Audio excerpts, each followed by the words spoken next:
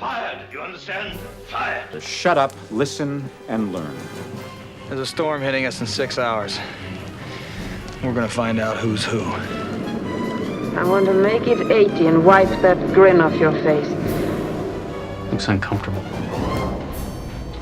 I think it's kind of itchy.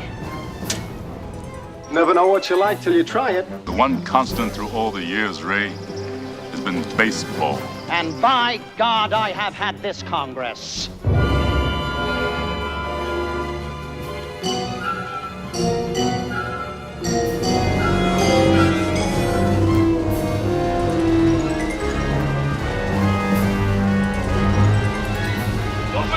Come on down now!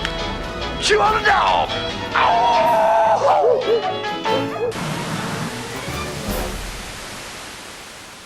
Ooh, such a gentle introduction. That was sweet. We can tell that there's a fine lady's touch going on behind this one. Because there was no explosion, there was no... Dave was at the controls, by the way. Oh, really? Is that... Well, sorry about that, then. Not questioning his masculinity or anything. Well, like you know, that's not for us to say. I'm Mark. And I'm Tom. And we are the Cinemaniacs. So, welcome back after a week off. We had a week off. Yes. And it's been a week and we're still a little off. So,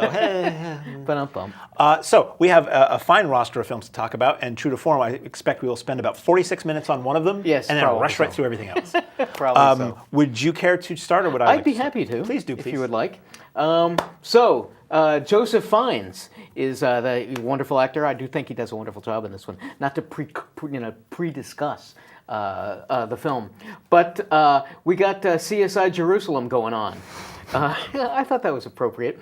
Pontius Pilate is throwing his Holy Roman weight around, and he's trying to decide. There's a lot of talk about this Christ guy and his talking about rising in 3 days, and so we got to prevent that. We got to stop all the hoopla going on. So he gets Clavius and Lucius, a couple of his best Roman guards, to do a little investigation to keep it quiet and make sure that after all of this stuff has been happening, we've realized that Christ really hasn't risen. Wouldn't some hot buttered popcorn hit the spot right now? Oops. See, the real story, the Romans are still out there trying to keep all of this stuff about Jesus Christ subdued because they don't want you to see the clip. No. Don't know what happened with that one. That little technical oopsie. Anyway, so we both saw this movie. Yes, we did. And it's in theaters now. It is. Strangely, more in advance of Easter than you'd think you would have released a film like this. Yeah. In my mind, you want to put this the week of Easter. And I don't know of a lot of other, religious Easter-based films coming out. So, yeah, it does seem to be... It seems like this will be out of theaters well before the holiday that it is connected to happens. But that's not saying about the quality of the film. That's just a kind of a puzzler in its release schedule. Right. I went into this expecting, no insult intended to religious fanatics or people who who have made all these other kinds of movies. There have been a couple of really lame, very shoving it down your throat story-wise. I thought this was startlingly well done. Production value is terrific. Joseph Fiennes is mesmerizing. There are a couple of scenes. The whole thing is about here's Clavius, who is this high-ranking Roman guard, and he's been assigned, hey, you got to find out, all of a sudden, Christ's tomb is opened, and he's gone. And so you got to find out who did this, because clearly he didn't rise from the dead, but a bunch of other people did it. So it is an interesting CSI Bethlehem, where he's investigating stuff and interviewing people, and then there's this one moment, and I don't think this gives anything away, but where he goes to see if he can find the apostles, and Christ is there. And Fiennes doesn't say anything for like 3 or 4 minutes. He's just dumbfounded. And he's great. And this thing went along for like an hour, hour and a half. It's not terribly long. It must have been like an hour or so. Just keeping me mesmerized with the kind of... I'm sitting there thinking, oh, this is going to be another one of those movies that shoves religion down my throat. I was raised Catholic, so I know all of the stories and everything. And so, in many respects, those kinds of films we're talking about, who's their audience? Because if you're trying to convince somebody who doesn't believe, it's not going to work. And if you're preaching to the choir, for want of a better term, why do it? And so I was expecting that, but this wasn't that. This did a really interesting, logical job of explaining the backstory and the political intrigue that was going on with the Romans and with Pilate and Caesar. And it gets to, it kind of loses its way for me in the the way it was kind of being even-handed. There are a few things toward the end that occur that you just can't possibly accept that they happened. They're the miracles, and you can't possibly accept that they happened unless you fully believe that, Christ was God and all of that. But boy, I was ultimately bowled over by fines. I hope this is remembered toward the end of the year when Oscars come around, because I thought he was worthy of a nod, and he really, besides all the other stuff that I thought was interesting, he really made this for me. So I was very impressed with Risen. Same here. I mean, it's nothing I would have chosen to see of my own volition. Yeah. It's nothing I would necessarily recommend people to go see, but... Well, to whom do you recommend it, again, is that question for me. Probably religious people. Yeah. Because I think if you're not, you probably won't care, or you'll and it's look an at it with a interesting skeptical twist eye. on the story that we've all seen a zillion times. That's the biggest thing that impressed me the most, is I expected... We had seen a lot of these in the last few years that were kind of rushed out, like the one that was the Roma Downey as a Botoxed Virgin Mary, who in that it was edited down from a TV miniseries, and it felt cheesy and cheap and like highlights Jesus' greatest hits. Right. This isn't that. Jesus isn't even the main character in this movie by a long shot. Watching this, I'm wondering, are we even going to see him, or is this going to be one like a Rosencrantz and Guildenstern, where we're looking at everything else going on around the guy, but they keep him at a distance, like in Life of Brian? It's well executed. Like, I expected this to be cheap with very small crowds, shot tightly to look like bigger crowds and cheap sets. It has a Hollywood look to it. It wasn't crazy epic like Exodus and the Noah movie was, which is a good thing, because those I thought were a little too much. I was surprised. I went in not knowing anything. I was surprised that this does play like a detective thriller. Yeah. Like, it's interesting. And I didn't expect it would be. I thought it would just be the same thing I'd seen a million times. We all kind of know the story. And to see Cliff Curtis as Jesus, interesting to see the casting of Jesus in the form of a man whose skin tone is far closer to what the actual man's skin tone would be, being where he came from, as opposed to previous depictions, shall we say. Probably didn't look a whole lot like Max von Sydow. Let's just say that much. So yeah, this was interesting, and this falls into the category of me not being the moviegoer who, I like to talk to the people who want to see these movies. Right. I'm a guy who wouldn't have gone to see this. I had to see this, and for somebody who was forced to see this, so to speak, it held my interest all the way through. I agree. So I don't have a lot to say beyond that, but it was interesting. It wasn't bad. I think if you're a religious person, you will probably enjoy seeing a different approach to the story that is respectful. Totally. Because as you say, as it goes along, the doubt as to whether what has been handed down as miracles and legend, there's a way of, I've heard explanations for what these things really meant and really were, and that what was written was just a fanciful way of describing something that was very reality-based. This film doesn't necessarily do that, so it's not going to offend the people who feel that way about it. So he is risen for the amount of time that this is still in theaters, which honestly I'm going to guess is going to be about another week. So I think if you want to see this, you probably should see it sooner than later, because I really don't think this is going to be around in too many theaters come Easter time. Right, and I bet it won't be out on video. Probably. That was my first thought. I'm like, maybe they're putting it out now so they can hit video for Easter, but no movie turns around that fast in theaters. So speaking of religious parables that are fun for the entire family, what do you do? Who are you going to call when there's trouble and strife and mobsters and genetically engineered people who are shooting it up here and there, and you need a masked type guy who doesn't take himself too seriously and uses words that may begin or end with an F quite a bit? Well, my good friend, Uncle Charlie, you want to call DEADPOOL. Neighbor, find your taste and lose your mind. Yeah! So this was the first film I'd ever seen. In case you don't know what we're talking about. It's the first film you've ever seen? This is the first film. I have been hogwashing you all this time. I have been BSing like nobody's BSness. Okay. So when you see a movie trailer in a theater, it says the following feature, blah, blah, blah, the following trailer, and it's green.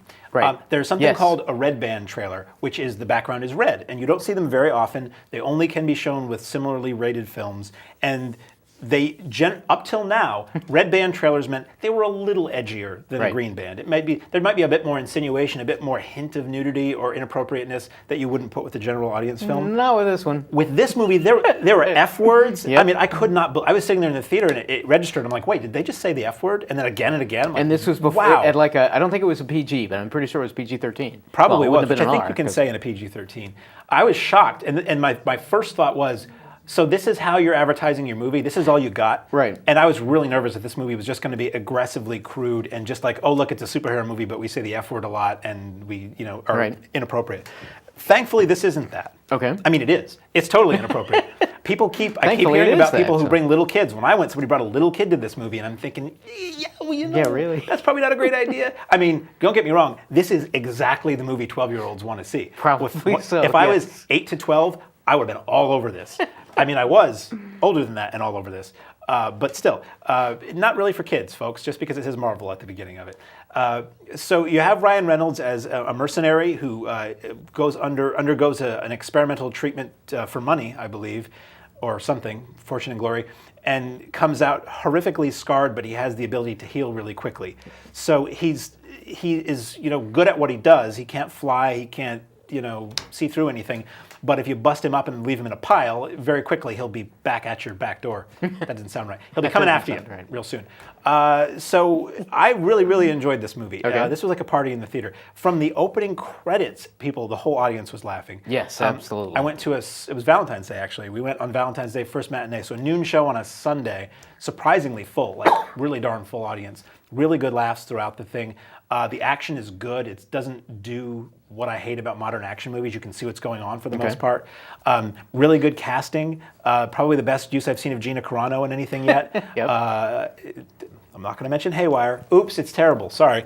So I really had a lot of fun with this. It connects with the X-Men movies. I don't know anything about the Deadpool character. Right. They do a good job of explaining, I think, it's his place in the Marvel Universe. And you see some jokingly reference to X-Men, and there's a couple of X-Men who are in the story proper.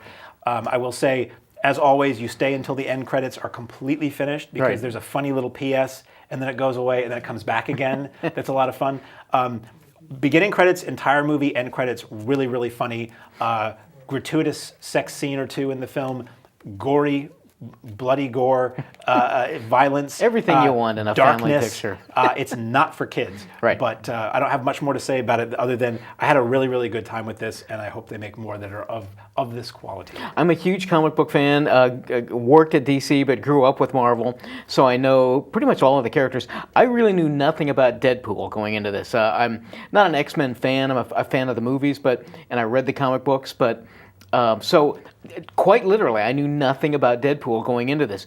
All I could hear was the fan craze throughout the nation waiting for this. I knew he was supposed to be crude and self-aggrandizing and everything, and so once this started, I got all of this breaking the fourth wall, self-reflexivity. And that's almost out of the gate in this movie. Yes. The character even Wade Wilson is sitting there with his girlfriend and, saying that, oh, he's just in a horrible position. And, I mean, I forget what exactly the line was, but he said something like, I mean, not even Ryan Reynolds would be in this position. It's so in your face. My eyes rolled a little bit at that line. Huh? That's really self-reflexive. Yeah, right. That I took my, at the time, 14-year-old, now 15-year-old, happy birthday, Walter. Oh, wow. Did he come of age during this film? No, not during quite. that sequence. Well, during that one sequence, it might have been when. He's like, I like this movie, Dad. Oh, he's a man now. Now you're going to get me laughing too much. Yeah. But so I really knew nothing about it. I think everything about the character that I found not offensive, but that I disliked about this movie. I basically hated this movie. Walter hated this movie. Wow. We're just sitting there saying, well, that's an easy joke. Oh, you turn and you look at the camera. That's funny. Ferris Bueller did that, 30 years ago? Oh, you swear and stuff. I know you have bullets and it's CG. Nothing entertaining me at all. And I think I knew, as I was thinking about this and I was watching this play out, I was thinking, everything that I find not even distasteful, but just boring and uncreative about this character is what the audience wants and loves. And I'm not saying anything negative about the audience. I think this is probably the greatest depiction of a superhero character, and he's not even a superhero. That's the other thing. He's a real anti-hero. And I think that's why this was so successful, why everybody loves it. To my knowledge, Walter and I are the only two people in the nation that didn't even like it. We disliked it. So I have to go see it again, knowing that kind of stuff, maybe giving it another chance. A lot of times, I mean, it was like with, and I'm not trying to compare Deadpool with Pee Wee Herman, but when I first saw Pee Wee's Big Adventure, it was like, this is the stupidest movie I've ever seen. And then after and this tells you where my mindset is. I think I've said this before. After the 10th viewing, I really love it. So I expect a year from now I'm going to love Deadpool, but I just didn't find it clever. I found everything about it that I think true aficionados of the character liked, I thought was stupid. So didn't like Deadpool at all. It is rare that we split. And this vehemently. And so. you were here to see it. Wow. And if you Copy weren't, this, DVR. who needs you? Playback. So, up next, speaking of superheroes. Speaking of superheroes, a couple of guys are back. However long it was ago, a decade, 2 decades, who remembers quite exactly? But they were the superheroes of the fashion scene. But it's been a while, and they're getting older, and they're finding now that people who have been their fans are being knocked off. Some maybe for the better, but where you pick up, where originally I'm trying to kind of shuffle here a little bit, but where you pick up a little bit, a couple of characters are back in Zoolander 2. Hello there. Give the demonstration of my new invention, the goodies machine. You're missing a fantastic Star Wars discussion Yes, here. isn't it though? I never saw Zoolander. So that would make it tough. As I like to say, not really, as I like to say in conjunction with the show off air, I didn't see it because I didn't have to. Okay. So I had to see Zoolander 2 after hearing terrible things. And I figured, whatever, if it's terrible, I leave when I realize it's not going to turn around for me, and I have more of my day to watch Santo movies. So I never saw the original, but they do a fine job, a little montage of getting some pretty huge names in the international news industry to do these little clips of, filling you in on the character and what's happened since the last movie, which was early 2000s, 2001, 2003, something like that. And then it gets back up to speed. I just didn't find it funny. Okay. I giggled at one point toward the beginning. There's a disaster that is depicted, and I giggled at the 9/11 type joke at the beginning of the movie. And then maybe one other time I smirked, but otherwise I just didn't find it funny. And I often, looking back, comedies that are really overblown, that have giant sets and candy colors and weird giant costumes and heavy makeup on people, that all gets in the way of them being funny. Remember the Robin Williams movie Toys? Sure. Yeah. So, I mean, not that that's like this, but that was one of those where it was just big, goofy, whatever. So, I don't know. Maybe if you like the first one, maybe if you like the characters, maybe if you're a big SNL fan, this feels like an SNL skit kind of movie. Okay. It's loaded with cameos, many of which will mean squat if you watch this movie in a year. A lot of references in this movie are not going to mean anything down the road. And I always think of film in terms of longevity. Right. And it's like, boy, yeah, that Justin Bieber joke's just going to be just people rolling in the aisles of their living room in 5 years. Right. Or even more frivolous people than that. And another thing I hate, certain things make me angry in this life. I don't know when this started. When somebody shows up, somebody famous or a famous character, even if it's not the actual person, somebody having to say them by name. Like, Justin Bieber, what are you doing here? Thank you, Justin Bieber. I hate that. I don't know what that is. I hate it. It's hack. It's stupid. It's not funny. And it's just lame. And this movie does that a lot. Because there's a lot of cameos. Some pretty surprising big names in this, too. Kiefer Sutherland. The Kiefer Sutherland, I almost thought his thing was funny, but not quite. I don't know. It was just kind of a mess. What I will say, though, and again, this is nothing I would have gone to see on my own. If I had to pay and I wasn't doing the show, I would never have seen this. So I judge it on what the other people in the audience do. The other two people in the theater who were there, they walked in and they were making a lot of noise. This is how weird I am. They were walking in and they were laughing and talking loud enough for me to hear them when the lights were up. So I'm like, immediately, these people are going to have trouble. Oh, no. These people are making noise before the lights even go down. I'm going to have to have words with them. Sure enough, though, when the movie started, they didn't make a peep, including laughter, for the entire film. So the two people who paid to see it and wanted to see it weren't even laughing. So, that says something. What I will say, though, is for comedies, I find this was certainly watchable. Comedies tend to be watchable in terms of they move right along. They're usually shot pretty cleanly. They usually this one has pretty colors in it. So I was able to sit there and let this pass before my eyes for 100 minutes or whatever it was. But I wouldn't recommend it to anybody like me who had never seen the first one. Some people say the first one's quite good, or at least entertaining. So I would probably recommend, if you haven't seen Zoolander, see that before you rush out and see Zoolander. I certainly think you're going to enjoy Zoolander 2 more, and you'll get some of the little in-jokes and things like that. Right, if you've seen the first one. If you're a fan of the first one, which it took me a while to become kind of a fan, because 10 or so viewings. It's something like that, because it is so totally stupid. And that's what I went in with to this. And it also probably helped that Walter and I saw this right after Deadpool. Mm-hmm. So here we're horribly disappointed by Deadpool. Oh, Zoolander's so much funnier than he really should be. So I know there's some of that going on. But I've grown to accept how completely stupid the Zoolander character is. I've learned to kind of like Owen Wilson a little bit more. He's been in some great stuff. Life Aquatic with Steve Zissou, basically those kinds of things, Tenenbaums. I like his night at the museum, and so when Stiller and Wilson get together, I kind of tend to like them. And so I thought this was pretty funny, as not even I won't say a fan of the Zoolanders, but I accept that they're just completely stupid. I know going into it, and this is, again, the other side of what I didn't like about Deadpool are the self-referential things. What I enjoyed about Zoolander 2 were all of the cameos and things like that. Kiefer Sutherland, one of my favorite actors and characters from 24, and he basically plays Jack. I was just going to say, yeah. And I wish they call him Kiefer, but I wish they'd referred to him as Jack. And there's lots of little cameos and things like that. I think if you like the Zoolanders, you're going to enjoy this one. It's completely stupid. It's meaningless. There's this huge build-up. Well, so you've got Stiller and Wilson, and they're fun. Penelope Cruz is basically, she's just there to look great in a skin-tight red leather outfit. There's this huge build-up to Will Ferrell as the evil mastermind behind all of this.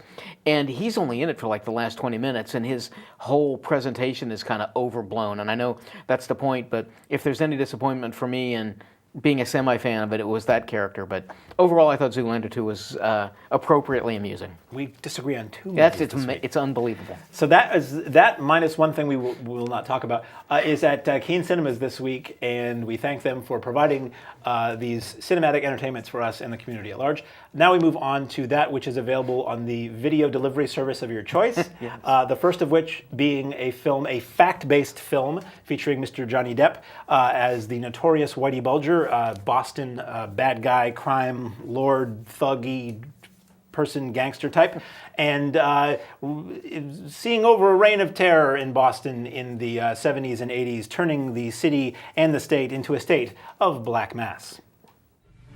You've almost got the watch. You've got it. So who's really enjoying this? I'm not quite sure. This is another one that, do I champion it and say, oh boy, go see Black Mass? Terrific performances. I love Cumberbatch. I enjoyed Cumberbatch in Zoolander 2, but that's another one just because it's him. The man is everywhere, and boy, I'm looking forward to Doctor Strange and Sherlock. If you ever get Sherlock back again, we had the one teaser. It's not enough for me. But so my overall feeling on this, and it's very close to us because here in Keene we're like 2 hours from Boston, and so if you listen to Howie Carr on the local radio station or anything, the whole character of Whitey Bulger has been so talked about, and he's such a story, so we're all familiar with that. Depp is wonderful. He's always wonderful. I think performances are terrific, but in trying to separate myself, I was trying to say, well, okay, I know the information, but most people won't. Even so, haven't we really kind of heard this story before? And how interesting is it if a mobster turns over and becomes state's evidence for somebody else? I didn't find it terribly intriguing. I felt the same way. I didn't know the story. Somehow I had avoided hearing about this, even though it unfolded entirely in my lifetime, I believe. But yeah, I kept watching it, and solely with the information the film presented to me, I was like, why was this guy so legendary? He just seems like a thug. He doesn't seem like this is any worse than any other gangster I've seen, just in terms of what the movie was telling me. Right. And the whole time I'm watching it, I'm just thinking, oh boy, I think I'd rather be watching Goodfellas again. It kept reminding me of other gangster movies that I thought were better, Donnie Brasco or something like that. I didn't find it that compelling. Maybe if you haven't seen a lot of these other gangster movies, or you're bringing to the table the knowledge you have of this guy, that might help a lot. But for me, I just wasn't into it that much. And Depp was fine, I guess, but a lot of the time I didn't lose him in the character. Certainly didn't. All I could see, I'm sitting there thinking, he's got bad teeth Depp and blue is eyes. really good. Depp's really doing a great job. I certainly never lost him. So there was another documentary that came out right before this movie did. I think it was called The People versus Whitey Bulger. I may be wrong, but I really wanted to see that. I always prefer a good documentary to a biopic anyway. I just want to see the facts and the real people talking about stuff, and you get more of the whole story. So I don't know. A lot of people did like this a lot, so that's just two schmoes' take on Black Mass. Right. Speaking of schmoes. Speaking of schmoes or super wealthy, same guy, same thing. Exactly. And maybe not such a bad guy, but maybe we're not getting the complete story personality-wise. Michael Fassbender and Kate Winslet play a lovely married couple who just happen to market everything in the entire world. Fassbender happens to play a super important guy in the creation of Apple, and he is Steve Jobs. Switch on the projector. Turn the still knob, you'll see 6 exciting still features. I didn't see it, so what'd you think? Okay, we can make this quick. Fassbender is rapidly becoming one of my favorite actors. He's good in everything, and that, I mean, the silly thing. It's funny when you take a look at the X-Men movies, how many truly Academy Award-winning actors are in there. He deserves one for all of his work. He's terrific in that. This is a very dark, a very grim portrayal, different than the Kushner one that we'd seen a year or two ago. I forget when exactly this was. This really gets behind the scenes, and at least tries to, and how real it is, I don't know. But this one is showing how this man is so driven. He's a brilliant marketer and just great at everything that he does, but he's so driven that his family life just goes to hell. It's in shambles, and his wife is, saying, "Come back to us," and his daughter's saying, "Who the hell are you?" So it gets that across. I love technology. I don't kill me. I hate Apple. I hate Macs, everything like that. It's because I grew up on Windows stuff. I can take a Windows computer apart and put it back together again. Mac, it's like, oh my God, what happened? And I know that's one of the things proprietarily. I won't get into the Mac versus PC issue, even though Mac is a PC. So I found it really interesting to see the different iterations of the revolutionary stuff that Apple was putting out and how it came to be and his machinations behind it. I think this is basically a sole performance-driven film with Fassbender at the wheel, and he's wonderful. So if you're interested in Jobs, if you like Fassbender, if you like interesting, I can't again say that this is a fun one to watch because at the end it's so dark in many respects, but I thought overall he was terrific, and it was a very interesting film overall. So the second version of the Job story to come along. I would say preferable to the first. Preferable to the Kushner version? Yes, in my opinion. Yeah, well, so speaking of Ashton Kutcher, he's not in this film.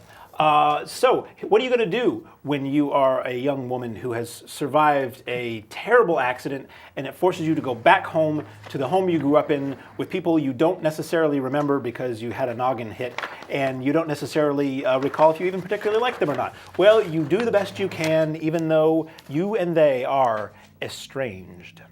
Bear Masher has a bear trap, spring-loaded catapult, and battering ram. Fun for the whole family. So you got this donated to us, is my understanding. Yeah. We get certain things from certain companies, and I look at the press releases and I say, that looks interesting. So everything I say yes to, it's because I think I'm going to like it. Okay. It doesn't always work out that way. So it was interesting. Yes. This reminds me a lot of the kind of low-budget 70s thrillers that I enjoy. Pete Walker kind of stuff. There's a movie called House of Whipcord that this vaguely reminds me of. So it's a woman who gets in a bad accident. We're restating the obvious. And she's being taken, it goes back to her family home where she has been away for a long time. She doesn't remember why, but she knows that she kind of had a falling out and she goes with her young boyfriend. And it's partly healing, it's partly trying to rebuild relationships that were broken, trying to remember who everybody was and what the relationships were, and everything is a little weird. Right. And over time, and she sort of starts to become a prisoner in the house, and there's a lot of tension. You don't quite know why, and it does a really good job of giving you a sense of place, which I like. I love movies that are set in big old houses where they're predominantly set in this interior area and you get a sense of where things are and you feel like you're in that house with these people. And if you do that right, and if you use wide shots occasionally, you feel like, wow, I'm trapped along with this person, right? Exactly, I kind of know, well, you should go over there because that's where the elevator is, whatever. This does that, which is cool. Once it reveals what the deal is, I was like, wow, that's really cool. That's really, whoa, it's kind of a mind bender when the reality of what's going on is revealed. I was really impressed. Then the movie goes on a little bit longer beyond that, and it gets a little goofy and a little weird and a little gross, and it kind of lost me a bit. Okay. For me personally, if it had resolved itself closer to the big reveal without kind of going on, I would have liked it more. It's unpleasant at times. Some very untoward things happen that you would not want children to be near. It's kind of gruesome, not necessarily graphically gruesome, but gruesome in what's going on. Right. But overall, I think I enjoyed it because it gave me that vibe of British thrillers past. It kind of leans a little bit more toward an art house movie than a mainstream movie, I guess you could call this a horror movie, but it's really more of a psychological thriller. Yeah, I think, yeah. But overall, I didn't feel like I had wasted my time with Estranged. That's a terrible way to put it, isn't it? I thought Estranged wasn't bad. You throw unusual films my way, and so usually I don't have real high expectations, not knowing where you sent them. Hearing originally, before I saw this, what the premise was, I'm thinking, oh, this is going to be derivative. This is Rear Window, or this is, there's a film about a woman who had amnesia and wakes up and experiences the same day over and over again a couple of years ago. I can't remember exactly what it was. So I wasn't expecting a whole lot of this, so I was pleasantly surprised. It does kind of feel like it's 10 years old, like it was made 10 years ago. It doesn't, excuse me, have the, it's not a super high production budget. It's not super glossy or anything like that. But the things that you'd said that you liked about it, I also like about it. Stick me in a small location, and fortunately, the filmmakers tell me where everything is. I've got a pretty good sense of what's going on, and so that really puts me in the character's shoes. It's reminiscent of Rear Window, where Jeffries is, around in the wheelchair and he just can't get away. So I felt this kind of constrictive paranoia that she felt. Part of the premise of this film, because she has amnesia, is suspecting everybody. And so I got a little tired of that. My constantly listening to what people would say and second-guessing how people were acting. I thought, and I don't think that was intended necessarily by the filmmakers, but I caught myself up into that a little bit more. You're right that the big twist, the surprise when it comes out, is flooring. And so it's pretty amazing. But then it does run on a little bit. I agree that if you could have somehow worked that in a little bit, and once the surprise, the big reveal, and I don't want to talk about it right now, does come up, yeah, move it along and end it up. But overall, I was surprised. Performances were pretty solid. Art direction was easy to look at. So I was really surprised, pleasantly surprised at Estranged. And speaking of estranged movies. Yes, not terribly strange, although the characters are estranged for about 69 days. Antonio Banderas leads a group of 33 minors who, not minors like in under 18 or anything like that. 49ers. But for minors, 49ers. No, there's only 33 of them, not 49 of them, who get trapped in a mine. Okay, enough of that. But basically, we already said that they're all trapped. And how many of them are there? There are 33. You can even get the outlaw, the meanest desperado you ever saw. Watch out! Sorry, I shouldn't be laughing at this, but just making a little Gary Glitter joke off the air. Exactly. There. So I didn't see this, but I wanted to. So what do you think? I really love Antonio Banderas. He can just he doesn't take himself seriously in things that don't need to be, and he's just loads of fun. He's wonderful to just listen to. He's got a real screen presence. So this is all his film, and this is based on a true story. Again, how much of it is really true, and how does it play along in the reality of that times? But I remember when this happened. This was a huge news story. Very much so. And so this is a real interesting human endurance, human drama story. How these men are down there and they, band together and deal with their situation and coming to grips with their potential demise and what that means to all of them. Banderas helms this thing really well. He's a wonderful actor, and if for any of those reasons you find this interesting, I think you're really going to enjoy the 33. I thought it was I can't say it was a lot of fun, but it was inspirational, and again, I came away with what a wonderful actor he is. That's always one of those things about certain films. They're unpleasant to watch. Right. They're like trying and emotional and unpleasant and gruesome. And you don't feel right saying, "Oh, I really enjoyed that." Yeah, right. Like Seven, go watch it. Seven, I think, was the first movie that I thought about saying that. Yeah. It's like that is a thoroughly horrific and unpleasant movie. And what a Do great you say movie. you liked it? Right. You say you enjoyed it? I appreciated that movie. You can say that was a good movie. Right. Speaking of movies that some people say are good, here is the true tale of screenwriter Dalton. See, I don't want to say the title until it comes up at the end. So, true story of a screenwriter in Hollywood's golden age who was put on the Hollywood blacklist due to his communist affiliations, thus causing him untold strife and trouble, and the man's name was Dalton Trumbo.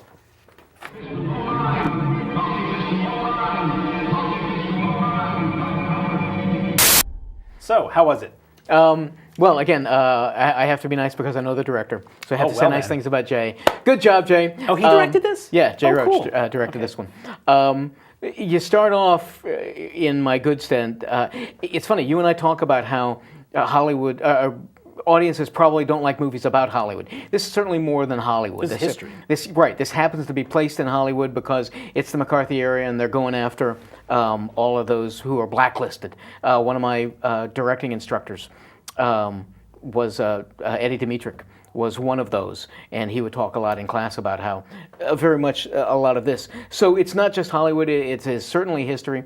Cranston is a wonderful actor, and I'm finally glad, as much as I've loved him in Breaking Bad and Malcolm in the Middle, he's really coming of his own as a truly fine actor. A lot of other great actresses in this. I just love Helen Mirren, Diane Lane. Goodman is terrific. So this has an all-star cast in some appropriate roles that does a really interesting, curious job of showing, and it's not oppressive. I've seen a lot of other movies that are about the McCarthy era, communist conspiracy theorists and all that kind of stuff. And this isn't impressive. It's almost upbeat in many respects about how they go about sort of beating the system. And Cranston is terrific. If you like any of the actors, if you're interested in any of that, I ended up thinking Trumbo, and I didn't know a lot about the writer himself. This doesn't really get into it. He's clearly a figurehead just for everybody else. I thought this was a really interesting film, and I'm glad Cranston's nominated. Well, not seeing this personally, there was a movie from, I want to say 90 or 91 called Guilty by Suspicion. Yep. With Robert De Niro as a blacklisted screenwriter, or somebody who was involved with Right. screenwriters who were blacklisted. And I remember really liking that a lot. And it was at the time something I'd heard about but didn't know a lot about. I'm reviewing a totally different movie. And that movie played like a horror movie because it was scary and it was creepy what was going on just because people had a belief system. And so I would say if you liked Trumbo, Guilty by Suspicion is one that I think has sort of fallen through the cracks but might be worth checking out for people for another look at that era. So that's all we have to discuss on video this week. And we have time, so are there any old show tunes you'd like to sing? Well, I guess tonight's the conclusion of the 6-part X-Files miniseries. Hooray! And thank you for tuning into us right after the X-Files, which I'm sure you did, because X-Files is on from 8 to 9. So you then jump right over to the Cinemaniacs, and it's a perfect night, isn't it? Yeah. So there. So until then, I'm Mark. And I'm Tom. And we are the Cinemaniacs.